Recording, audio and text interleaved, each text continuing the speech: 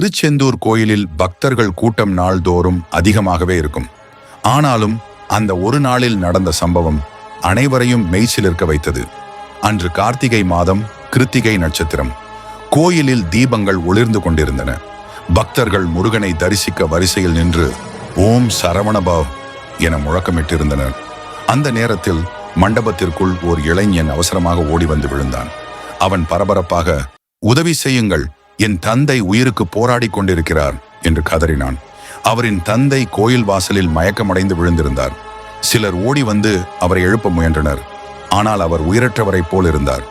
கோயில் ஊழியர்கள் வேகமாக ஒரு மருத்துவரை அழைத்தார்கள்.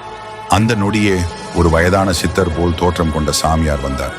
அவரின் கண்கள் பிரகாசித்தன. அவரது கையில் ஒரு சிறிய வெற்றிலை இருந்தது. அதை அந்த வயதானவரின் நாவில் வைத்துவிட்டு அவரின் உள்ளங்கையில் ஒரு வேல் உருவம் வரைந்தார். பிறகு அவர் முருகனை நோக்கி திரும்பி ஓம் முருகா என்று முழக்கமிட்டார். அந்த நொடியே அனைவரையும் அதிர்ச்சியடைய வைத்த மாதிரி அந்த வயதான மனிதன் திடீரென்று மூச்சு விடத் தொடங்கினார். அவருடைய மகன் மகிழ்ச்சியில் கண்ணீருடன், அப்பா, நீங்கள் உயிருடன் இருக்கிறீர்கள் என்று அழுதான். அந்த இளைஞன் அந்த சாமியாரை பார்த்து, நீங்கள் யார்? உங்கள் ஆசீர்வாதத்தால் என் அப்பா உயிருடன் இருக்கிறார் என்றான்.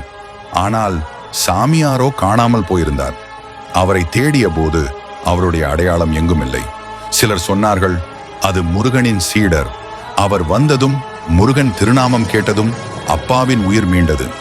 அன்றிலிருந்து அந்த பக்தர் திருச்செந்தூரில் ஒவ்வொரு கந்த சஷ்டி நாளில் வந்து சிறப்பு பூஜை செய்வதை வழக்கமாக வைத்துவிட்டார்.